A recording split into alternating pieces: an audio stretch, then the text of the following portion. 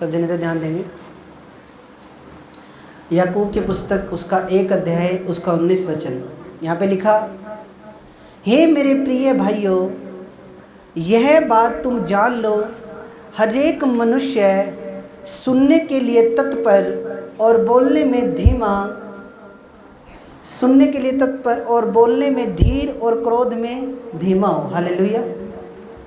यहाँ पे क्या लिखा वचन में, हे मेरे भाइयों, यह बात तुम जान लो, हर एक मनुष्य सुनने के लिए तत्पर और बोलने में धीर और क्रोध में धीमा हो।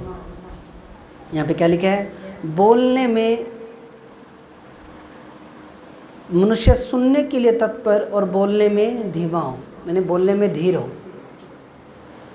यहाँ पे प्रभु का वचन कह रहा है कि तुम सुनो ज़्यादा और बोलो कम। तुम सुनो ज़्यादा और बोलो कम। 318 नंबर पेज पे अगर किसी को नहीं मिला तो सुनना ज़्यादा है और बोलना कम है। ज़्यादा बकबक करने वाला मनुष्य मूर्ख ठहराया जाता है, पर जो व्यक्ति सोच समझ के बोलता है, मूर्ख भी जब चुप रहता है तो बुद्धिमान गिना जाता है। बाइबल में ऐसा कहती है कि हमें कम बोलना चाहिए और सुनना ज़्यादा चाहिए, पर होता इसका उल्टा है। हम बोलते ज़्यादा हैं और सुनने की कोशिश या सुनना हम कम पसंद करते हैं। इसलिए बाइबल कहती है कि हमें सुनना है और ध्यान से सुनना है। जो प्रभु का वचन अभी आप सुन रहे हो, यह वचन आपने ध्यान से सुनना है। इस वचन को अगर आप ध्यान से सुनकर अपने दिल के अंदर बसा लोगे और अपने दिल की पट्टियों के ऊपर अगर आप लिख लोगे, तो आज ही आप ब्लेस हो जाओगे, आज ही आपका उद्धार हो जाएगा यीशु मसीह के नाम में। बाइबल कह रही है कि तू सुनने में तत्पर रहना और बोलने में धीमा।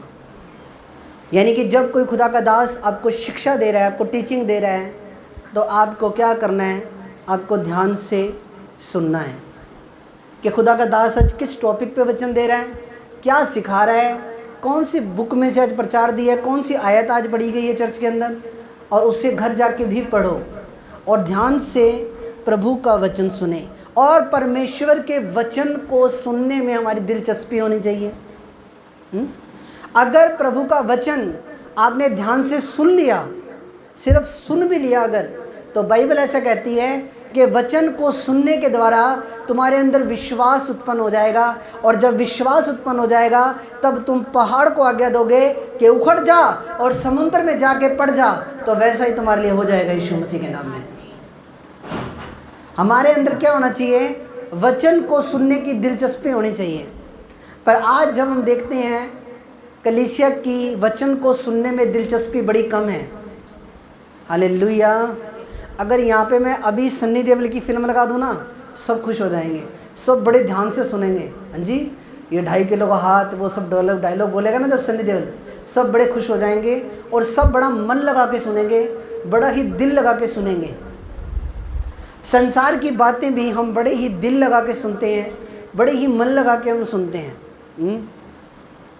पर अगर उसी दिल लगा के, उसी मन लगाकर, उसी दिलचस्पी के साथ अगर हम प्रभु का वचन सुन लें और परमेश्वर के वचन पे अमल कर लें और परमेश्वर के वचन पे चलना शुरू कर दें, मैं कह रहा हूँ कोई भी ऐसी बरकत नहीं है जो आपकी झोली में ना होगी यीशु मसीह के नाम में। सारी बरकत आपकी झोली में होगी यीशु मसीह के सामर्थ्य नाम में। हालेलुया। आज की कलीसिया सुनने के लिए तैयार नहीं। अगर आज पास्टर थोड़ा सा डांट दे तो क्या कलीसिया सुनने के लिए तैयार है? नहीं।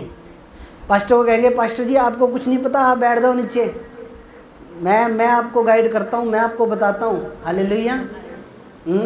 पास्टर की सुनने के लिए तैयार नहीं।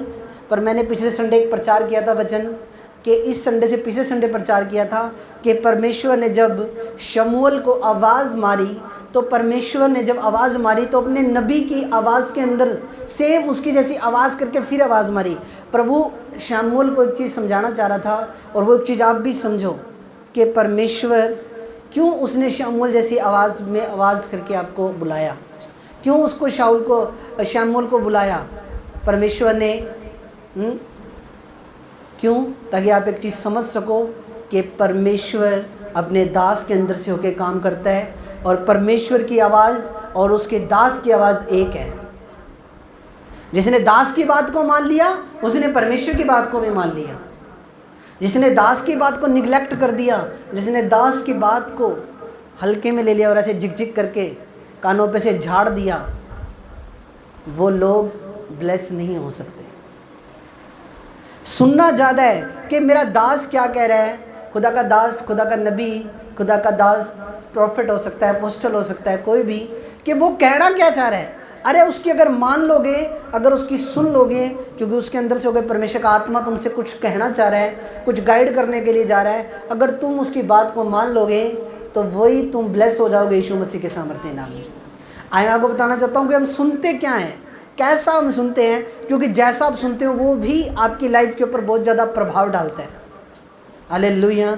अगर एक व्यक्ति को मैं गालियाँ देने वाले व्यक्ति के पास बिठा दूं और वो उसकी गालियाँ सुन रहा है सारा दिन, वो गालियाँ काट रहा है और वो गालियाँ सुनी जा रहा है, एक टाइम ऐसा आएगा वो व्यक्ति भी गालियाँ देना शुरू कर देगा। अगर आप गंदा म्यूज़िक सुनोगे, आपके अंदर गंदी अनॉइंटिंग आ जाएगी, गंदा अभिषेक आ जाएगा, पाप का अभिषेक आपके अंदर आ जाएगा। हालेलुया। अगर आप हनी सिंह के गाने सुन रहे हो तो आपके अंदर कैसा अभिषेक आएगा, आप खुद वो चीज़ देख सकते हो। हालेलुया। या कोई भी किसी भी सिंगर के आप गाने सुन रहे हो जिनके गाने डबल मीनिंग है, या जिनके गानों के अंदर गलत वर्डिंग यूज़ की गई है। हालेलुया। आप अगर अच्छा म्यूज़िक सुनोगे, प्रभु का म्यूज़िक सुनोगे, अर्नेस्ट मॉल जी के सॉन्ग सुनोगे, दीपक जॉनसन जी के, इतने अच्छे प्रभु के आराधक हैं, अगर आप उनके सॉन्ग सुनोगे आपके मन में सच्ची शांति ठहर जाएगी और आप के अंदर सुकून आ जाएगा, आप ब्लेस हो जाओगे यीशु मसीह के नाम में। मैं आपको बता रहा हूँ, सुनना क्या सुन रहे हो आप, आपके कान ज़्यादा कहाँ लगे हुए हैं, संसार में ज़्यादा लगे हुए हैं, या प्रभु के भवन में लगे हुए हैं, या प्रभु के वचन को सुनने की ओर लगे हुए हैं। क्योंकि जैसा आप सुनोगे वैसा ही आपके ऊपर इम्पैक्ट होगा। इसलिए प्रभु के वचन को दिलचस्पी से सुने, प्रभु की बातों को सुने, प्रभु कहना क्या चाह रहा है, प्रभु के दास क्या कहना चाह रहे हैं, इस बात पे अगर आप ध्यान रखोगे आप लाइफ में कभी मार नहीं खाओगे यीशु मसीह के नाम में। इसलिए सुनना बड़ा ज़्यादा ज़रूरी है, सुनाना नहीं है, सुनाना नहीं है, सुनना है। हालेलुया। सुनाना नहीं है, सुनना है। सुनने में बरकत है, सुनने में बरकत छुपी हुई है। अब ये आप प्रभु का कलाम सुन रहे हो, आप ब्लेस हो रहे हो, आपका रूह, आपका प्राण, आपकी आत्मा ब्लेस हो रही है यीशु मसीह के सामर्थ्य नाम में। हालेलुया। तो परमेश्वर की बातें सुनने में हमारे अंदर दिलचस्पी होनी चाहिए, हमारे अंदर एक लगन होनी चाहिए कि नहीं, आज मैं चर्च जाऊंगा, प्रभु के कलाम को सुनूंगा, प्रभु के वचन को सुनूंगा, प्रभु मुझे आशीष देगा। तो दिलचस्पी होनी चाहिए, एक इंटरेस्ट अगर हमारे अंदर प्रभु के लिए है, तो आप लोग प्रभु के वचन को ध्यान से सुनोगे, और जब प्रभु के वचन को आप ध्यान से सुनोगे आप 1000 गुना बरकत पाओगे यीशु मसीह के नाम में। हालेलुया। मैं बता रहा हूँ कि अगर एक व्यक्ति सही तरीके से प्रभु में चलना शुरू कर दे तो उसको किसी चीज़ की घटी हो नहीं सकती, क्योंकि वो जिंदा खुदा है, जिंदा परमेश्वर है, सब कुछ करने की सामर्थ्य रखते हैं। हालेलुया। अगर एक बंदा सही तरीके से प्रभु में चले, प्रभु की आज्ञाओं पे, नियमों पे चले, उसके जीवन में मैं नहीं मानता कि कोई घटी हो सकती है। हालेलुया। इसलिए अपने आप को जांचना है। एक वचन हम और देखेंगे, मत्ती की पुस्तक 12 अध्याय उसका 36 से 37। मत्ती की पुस्तक 12 अध्याय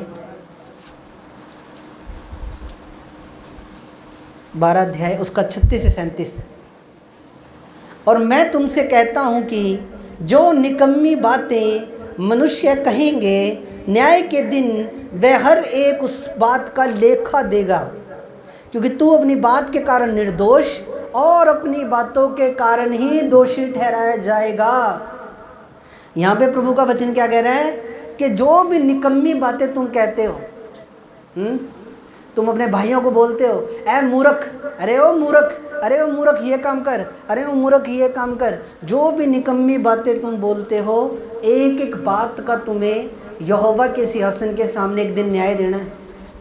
जिस धर्म को तुम फॉलो कर रहे हो ना, ये धर्म वर्ल्ड का नंबर 1 धर्म है और इसकी टीचिंग भी उतनी ही पावरफुल है यीशु मसीह के नाम में। तारीफ करो प्रभु की एक बार। हालेलुया। जो भी निकम्मी बातें आप बोल देते हो, उन निकम्मी बातों का आपको एक दिन लेखा देना है। इसलिए कोई भी निकम्मी बात अपने मुंह से नहीं निकालनी। हालेलुया। कोई भी ऐसी बात नहीं निकालनी जिससे किसी को ठेस लगे। आप क्या सोचते हो, हत्या क्या सिर्फ वही है कि चाकू लेके किसी के दिल में मार दिया या पेट में मार दिया, बंदा मर गया, या किसी के गोली मार दी, बंदा मर गया और वो हत्या? हत्या का मतलब क्या है आपकी नज़र में? हत्या क्या है कि किसी को जान से मार देना, वो हत्या है?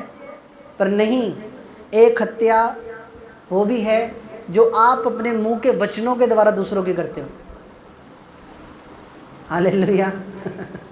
गहरी बात अगर समझ जाओ तो, जब तुम किसी के दिल को अपनी बातों के द्वारा छेद देते हो या किसी का दिल दुखा देते हो, वो भी एक किस्म की हत्या है। हालेलुया। इसलिए निकम्मी बातें बोलने से पहले सोबर सोचें, रिस्पेक्ट करें। हालेलुया। समझ रहे हो मेरी बात? अपने परिवार में एक एक जने की रिस्पेक्ट करें। हालेलुया। ऐसे नहीं कि छोटा बच्चा तो उसके हर कोई इधर आवे तो तारीफ करो प्रभु की एक बार। हालेलुया। है रिस्पेक्ट करनी है। जो टीचिंग बाइबल की है ना, वो बहुत पावरफुल है। रिस्पेक्ट करनी है, निकम्मी बात नहीं बोलनी। अब मैंने क्या देखा कि जो घर में सबसे छोटा बच्चा होगा ना, उसके कोई भी ऐसे सेक के चला जाएगा। हाँ जी, एक इधर से आ रहा है, एक उधर से आ रहा है, एक उधर से आ रहा है, वो भी कंफ्यूज हो जाता है कि यार कहाँ फंस गया। हालेलुया।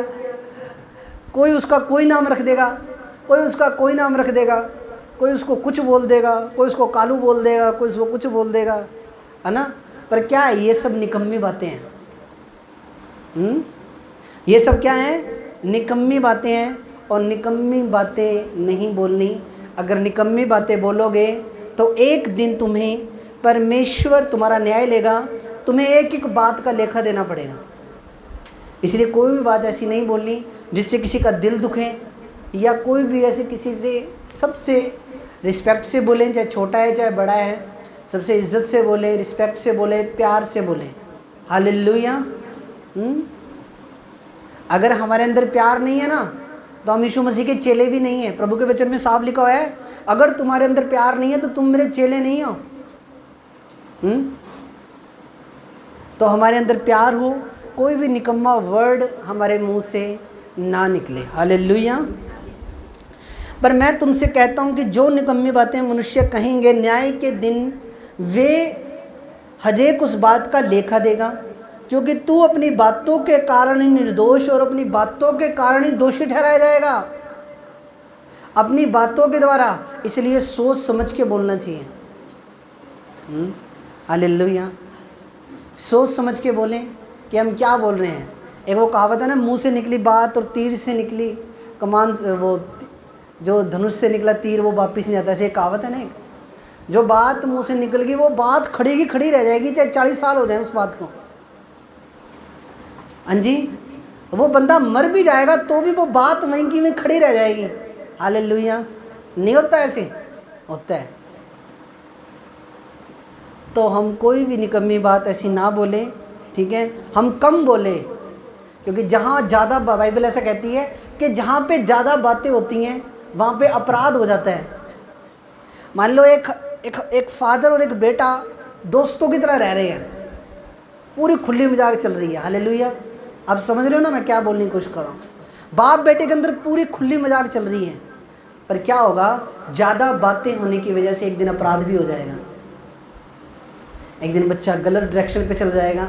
बच्चा कहेगा पापे नाल तो अपनी सीधी गल बात है, कोई गल नहीं, चलो। हालेलुया। गलत नशे में चला जाएगा या किसी गलत संगति में चला जाए। पर मैं आपको बता रहा हूँ कि जहाँ बातें कम होगी, जो आपका रिलेशनशिप है, मैं ये नहीं कह रहा कि बिल्कुल ही थोड़ा बहुत बोलो, मैं ऐसे नहीं कह रहा हूँ। आप समझने की कोशिश करो, सोच समझ के बोलें, थोड़ा बोलें, कोई ऐसी बात हमारे मुंह से ना निकल जाए जिससे घर के अंदर कोई लड़ाई हो जाए या किसी के मन को ठेस लग जाए या कोई भी दरार घर में आ जाए। हालेलुया। इसलिए बाइबल कह रही है कि तुमने कम बोलना है, और तुमने कम बोलना है। बाइबल क्या कह रही है? सुनने के लिए तत्पर रहो और बोलने में धीर रहो। बोलने में धीर रहो, लंबी बड़ी की मात्रा है धीर। सुनने के लिए तत्पर, हालेलुया, और बोलने में धीर। सोच समझ के बोलें, कम बोलें, क्योंकि जहाँ ज़्यादा बातें होती हैं वहाँ कई बार अपराध हो जाता है, वहाँ पाप हो जाता है कई बार। हालेलुया। जब हम ज़्यादा बातें करते हैं ना आपस में, तो क्या हो जाता है, कोई बात ऐसे निकल जाएगी मुंह से कि उस बात पे फिर लड़ाई हो जाती है। होता है ना ऐसे परिवार में? आप सब लोग यहाँ पे परिवार वाले बैठे हो, होता है ना ऐसे? इसलिए कम बोलें, सोच समझ के बोलें और बोलने में धीर हों। हालेलुया। आगे वचन देखेंगे हम। और क्रोध में धीमा हो। किसमें? क्रोध में धीमा हो। हालेलुया। और इफिसियों 4:26 में लिखा हुआ है, गुस्सा तो करो लेकिन पाप मत करो, सूरज ढलने से पहले तुम्हारा गुस्सा ठंडा हो जाए। वचन में क्या लिखा हुआ है कि गुस्सा तो करो पर पाप ना करो और गुस्सा तुम्हारा ठंडा हो जाए। हालेलुया। सूरज ढलने से पहले तुम्हारा गुस्सा ठंडा हो जाना चाहिए। मान लो हस्बैंड वाइफ की लड़ाई होगी अगर किसी बात पे हाँ जी, हालेलुया। हस्बैंड वाइफ की लड़ाई होगी किसी बात को लेके, तू मेरे मेकअप की पाउडर की किट नहीं लेके आया, हो सकता है इस बात पे कोई लड़ाई हो जाए, या किसी और बात पे। हालेलुया। मेरा सूट नहीं सिमाना दे के आया तू, सारा दिन पता नहीं क्या करता रहता है। हाँ जी, किसी भी बात पे लड़ाई हो सकती है। पर बाइबल कहती है कि अगर लड़ाई हो भी जाए तो शाम को, यानी कि सूरज ढलने के बाद तुम फिर मेल मिलाप कर लो और फिर पहले की तरह हो जाओ। हालेलुया। ऐसा ना हो कि 3-3, 4-4 दिन लंबी लड़ाइयाँ चल रही हैं। हालेलुया। महाभारत काल चल रहा है। हालेलुया। हालेलुया। समझ रहे हो मेरी बात? ऐसे नहीं जो हफ्ता 2-3 दिन अगर रोटी नहीं खा रहे हैं, हालेलुया, तेरे हाथ की मैंने रोटी नहीं खानी मैंने, हालेलुया, ऐसा नहीं होना चाहिए। और बाइबल ये कहती है कि तुम्हारी अगर लड़ाई हो भी जाए तो एक दूसरे को क्षमा करना है। और अगर सुबह लड़ाई हुई है कपड़ों को लेकर के, कपड़े धोए नहीं हैं या कपड़े धुले हुए नहीं मिले या किसी भी बात को लेकर, तो शाम को अपना गुस्सा शांत करना है और एक दूसरे से फिर दोबारा मेल मिलाप करना है। हालेलुया। ऐसे नहीं कि 3-3 दिन, 4-4 दिन हम घर में, या माँ और बेटे के बीच में हम बोल सकते हैं, माँ और बेटे के बीच में लड़ाई हो सकती है, हस्बैंड वाइफ में हो सकती है, सास या बहू में हो सकती है, ससुर या बेटे में हो सकती है। तो हमारा जो गुस्सा है वो थोड़े टाइम का होना चाहिए, 2-3 घंटे का, 4 घंटे का, 5 घंटे का। ऐसे नहीं कि अपन ने बिल्कुल ही कही तो कही क्यों ये बात नहीं। हम अन्य जाति लोगों की तरह ना बने और हमारे अंदर प्यार है। प्रभु ने हमें क्षमा करना सिखाया है, तो हम क्षमा करें यीशु मसीह के नाम में। हालेलुया। प्रभु के वचन में लिखा कि सूरज ढलने से पहले तुम्हारा गुस्सा ठंडा हो जाए। हालेलुया। अगर फिर भी गुस्सा ठंडा ना हो तो पूरा एक चिल्ड गिलास पानी करके हालेलुया, एक पूरा चिल्ड करके गिलास, पूरा पानी ठंडा करके बर्फ़ का डोंगा उसमें डाल के उसके बाद पी लो, क्या पता उससे तुम्हारा गुस्सा ठंडा हो जाए। पर बाइबल ये कह रही है कि अपने गुस्से को ठंडा करना है। गुस्सा शैतान की ओर से है। कई बार गुस्से के अंदर लिए हुए फैसले कई बार घर को ख़राब कर देते हैं। हालेलुया। इसलिए गुस्सा नहीं होना, फ्रिज का ठंडा पानी पीना अगर ज़्यादा गुस्सा आए तो। हालेलुया। समझ रहे हो मेरी बात? हाँ जी, समझ रहे हो? हालेलुया। तो वचन में हम आगे जाएंगे। आगे वचन में लिखा, इसलिए क्योंकि मनुष्य का क्रोध परमेश्वर के धर्म का निर्वाह नहीं कर सकता, इसलिए सारी मलिनता, सारी वैर भाव की बढ़ती को दूर कर कर उस वचन को नम्रता से ग्रहण कर लो जो तुम्हारे दिलों में बोया गया है और जो तुम्हारे प्राणों का उद्धार कर सकता है। हर तरह की मलिनता, हर तरह का वैर, हर तरह के झगड़े को, हर तरह के वैर भाव की बढ़ती को दूर कर कर उस वचन को नम्रता से, जो वचन आज आप सुन रहे हो, इस वचन को नम्रता से अपने दिल में ग्रहण कर लो। और जब गुस्सा आए तो मेरे आज के वचन को याद करना कि पास्टर जी ने वचन में ये सिखाया था कि जब गुस्सा आए तो सूरज ढलने से पहले अपने गुस्से को ठंडा करना है। वचन में लिखा कि उस वचन को नम्रता से ग्रहण कर लो जो तुम्हारे दिलों में बोया गया है, जो तुम्हारे प्राणों का उद्धार कर सकता है। जो वचन आज चर्च में बैठ के आप सुन रहे हो, ये वचन आपके प्राणों का उद्धार कर सकता है। यह वचन आपको नया जीवन दे सकता है। यह वचन आपके कर्जे डिलीट कर सकता है। यह वचन आपकी गरीबी को दूर कर सकता है यीशु मसीह के नाम में। इस वचन में बड़ी सामर्थ्य है। हालेलुया। प्रभु के वचन में लिखा, आदि में वचन था, वचन परमेश्वर के साथ था और वचन ही परमेश्वर था। तो जो ये वचन जिसके अंदर है, उसके अंदर प्रभु यीशु मसीह है। जो इस वचन को सुन लेगा और भले और अच्छे मन से अपने दिल में ग्रहण कर लेगा, उसकी लाइफ में किसी चीज़ की घटी नहीं हो सकती यीशु मसीह के नाम में। आमीन। हालेलुया। एक वचन हम देखेंगे, मत्ती की पुस्तक 13 अध्याय उसका 19 से 20 वचन। मत्ती की पुस्तक 13 अध्याय उसका 19 से 20 वचन। जो कोई राज्य का वचन सुनकर नहीं समझता, उसके मन में जो कुछ बोया गया था वह दुष्ट आकर छीन ले जाता है। वह यही है जो मार्ग के किनारे बोया गया था। और पथरीली भूमि पर बोया गया वह है जो वचन सुनकर तुरंत आनंद के साथ मान लेता है, पर अपने मन में जड़ न रखने के कारण वह थोड़े ही दिन का है। और जब वचन के कारण क्लेश या उपद्रव होता है तो तुरंत ठोकर खाता है। जो झाड़ियों में बोया गया वह है जो वचन को सुनता है, संसार की चिंता, धन का धोखा वचन को दबाता है और वह फल नहीं लाता। जो अच्छी भूमि में बोया गया वह यह है कि जो वचन को सुनकर समझता है, फल लाता है, और कोई 100 गुना, 60 गुना और कोई 30 गुना लेकर आता है। हालेलुया। यहाँ पे क्या लिखा कि जो वचन को सुनकर समझता है और अपने मन में ग्रहण कर लेता है, और जब मन में ग्रहण कर लिया उसके बाद चाहे दुनिया में कोई मर्जी प्रॉब्लम हो, कोई मर्जी दुख आए, तकलीफ आए, वो व्यक्ति अड़ा रहेगा, खड़ा रहेगा वो प्रभु के साथ अगर, और प्रभु का वचन भी उसके दिल में है, उसको फल लाने से दुनिया की कोई भी ताकत रोक नहीं सकती।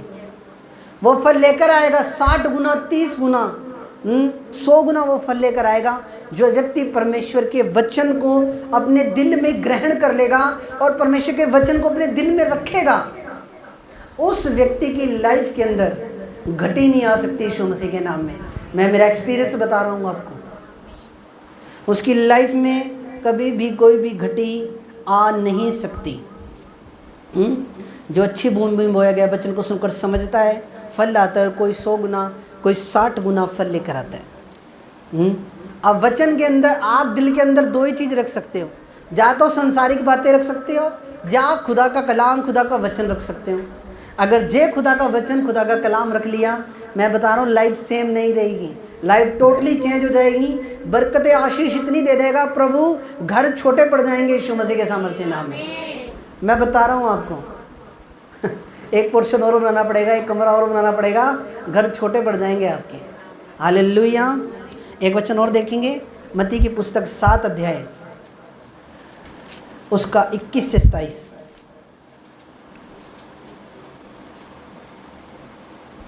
जो मुझसे हे प्रभु कहता है, उनमें से हर एक स्वर्ग के राज्य में प्रवेश नहीं करेगा, परंतु वही जो स्वर्गीय पिता की इच्छा पर चलता है। उस दिन बहुत से लोग मुझसे आकर कहेंगे, हे प्रभु, क्या हमने तेरे नाम से भविष्यवाणी नहीं की? क्या तेरे नाम से दुष्ट आत्माओं को नहीं निकाला? और तेरे नाम से बहुत आश्चर्यकर्म चिन्ह चमत्कार नहीं किए? तब मैं उनसे खुलकर कह दूंगा, मैंने तुमको कभी नहीं जाना। हे कुकर्म करने वाले लोगों, मेरे पास से चले जाओ। एक बार हम इतना ही देखेंगे।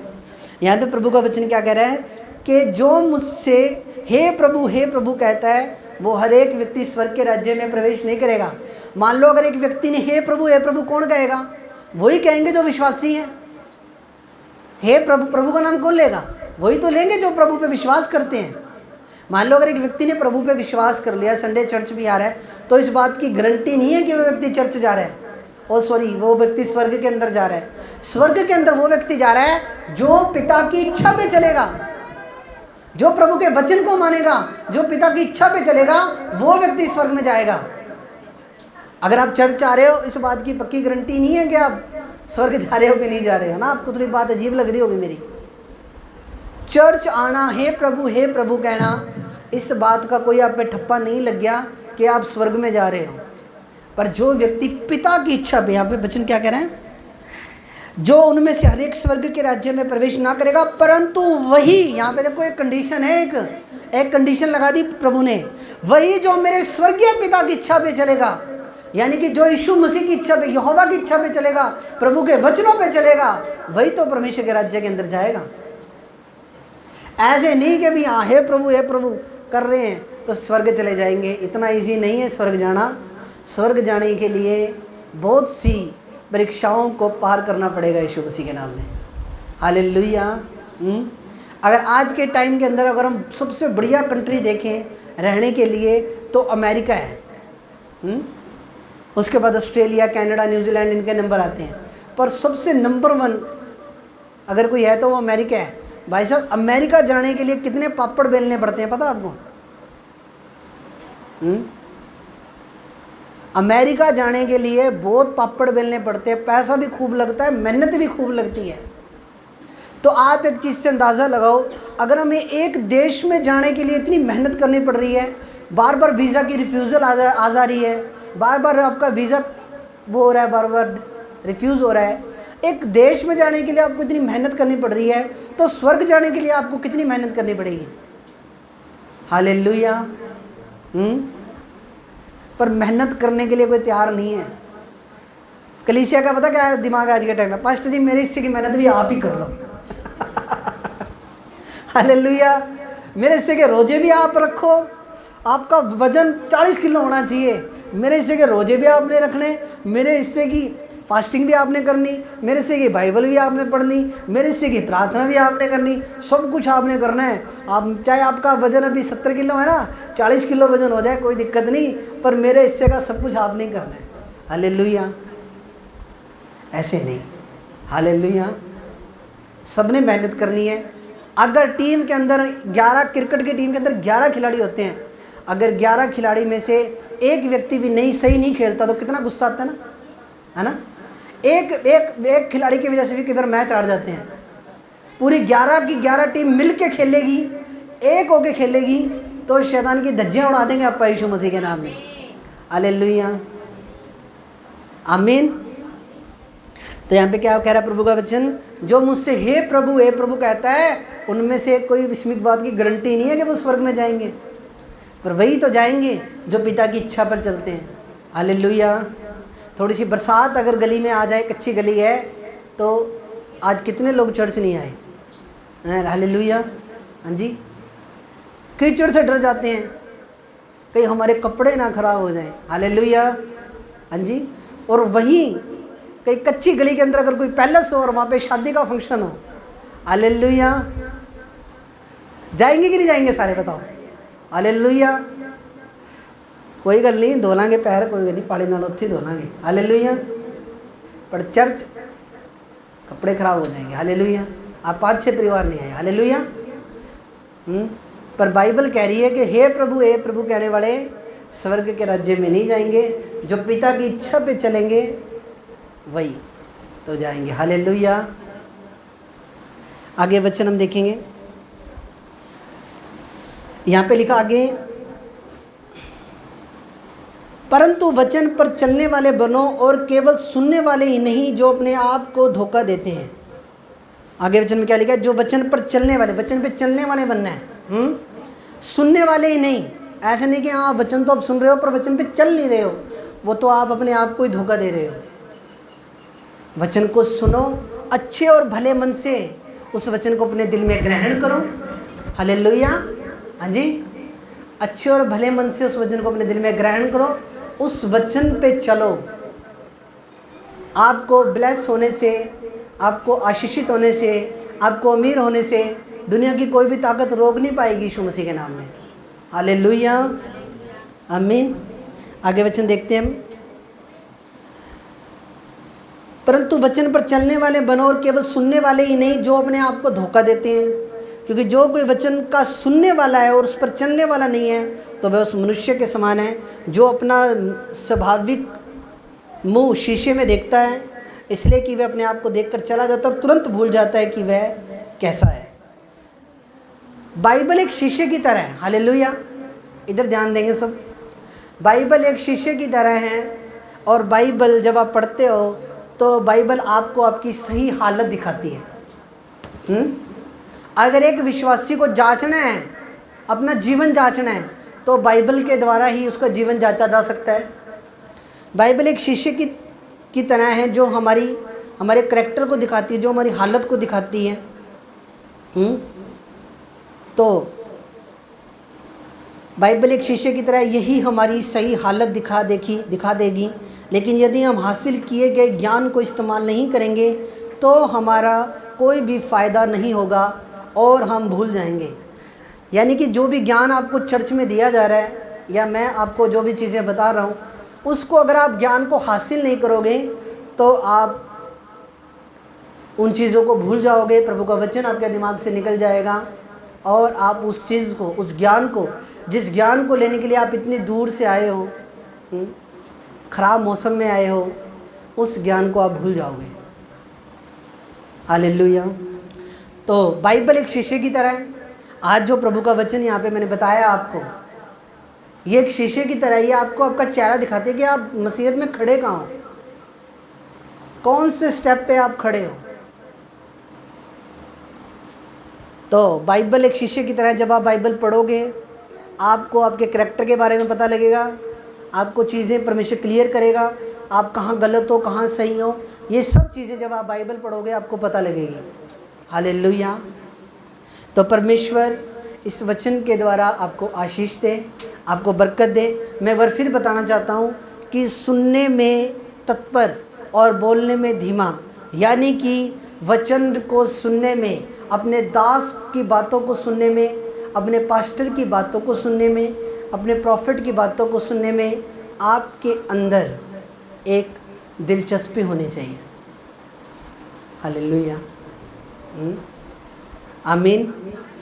संसारिक बातों के लिए दिलचस्पी नहीं, प्रभु की बातों के लिए दिलचस्पी जिस दिन आपके अंदर आ गई, जिस दिन प्रभु की बातों को सुनने का इंटरेस्ट आपके अंदर आ गया, मैं आपको बता रहा हूँ आप ब्लेस हो जाओगे यीशु मसीह के सामर्थ्य नाम में।